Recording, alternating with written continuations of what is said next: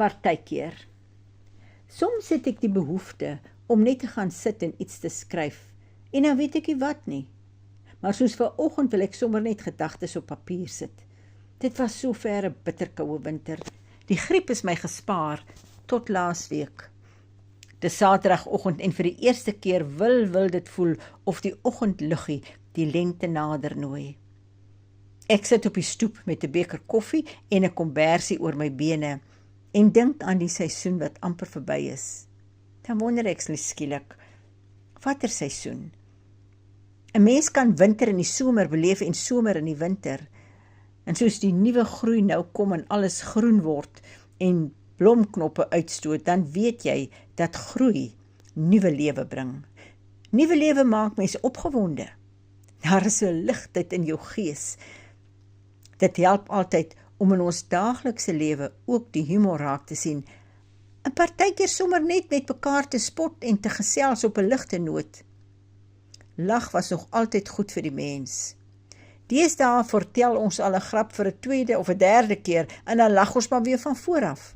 Ag, en soms help dit ook dat ons mekaar reg help vir ingeval die verteller nou die punchline te vroeg wil weggee. Ons generasie kan ervarings deel van toe landbouskoue nog die kern van elke klein dorpie was. Die beeste word geskou, die hoenders, die perde, die skape en die vrouens doen blomrangskikkings, gebak, ingelegde produkte en konfytkook. Daar was ook 'n aand waar die manne die skouhoender geslag en gebraai het, toe hulle laat daai aand baie honger was. Daar was selfs 'n afdeling vir die kinders. Ek het self 'n paar pryse gekry vir blomrangskikking en ek kan vandag nog onthou met watter blommetjies ek dit gedoen het.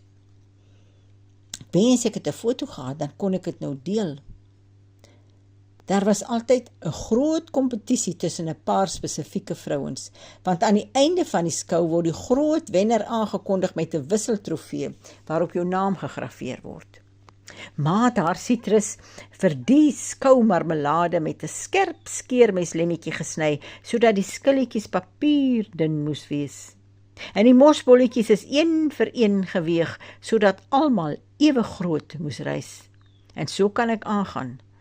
En wanneer alles beoordeel en pryse uitgedeel is dit tyd om die hele landbouskou met 'n ordentlike skoudans af te sluit. Dis nou wanneer hulle, nou wie die hulle nou ook al is, die skoukoningin gekies het. Nou daai afdeling het ek nog nooit gewen nie. Die jong manne het altyd vir hulle die mooiste meisies ingevoer vir die skoudans. Die verskillende dorpe se skoue was so week na week. Die perdemanne het van skou na skou getrek. Dit was ook 'n kultuur op sy eie. Ek wens ek kon al daardie stories onthou. Dit het die mense bymekaar gebring. Vandag lewe ons so tegnologies en dikwels elkeen net vir homself. Ek mis daai tye toe almal nog vir almal geken het. Groot voertuie en 4x4's het nie saak gemaak nie. Almal, ryk en arm, het saamgewerk ten bate van die gemeenskap. Maar mens kan seker ook nie in die pad staan van ontwikkeling nie. Soms voel dit, ons dorpie is nie meer ons dorpie nie. Alles het vreemd geword. Net nou van perdekultuur gepraat. Daar is net een plek in die wêreld wat ons die kultuur van ons bruin mense kan waardeer, en dis hier in ons wêreld, hier in die Kaapse wêreld. So aard, so eerlik en so skerp. Ek gaan elke oggend vir Gertruida en haar kleinkind van so 3 jaar oud by die buurplaas haal. Sy moet na haar kyk terwyl die dogter werk. Ons het 'n crash en dan kan die kleindogter na die crash toe gaan en sodoende kan almal 'n inkomste verdien. Ek vra een oggend vir Gertruida, drink die kind nog bottel? Sy, ja, Miss Esther. Ek, seker daarom net saans.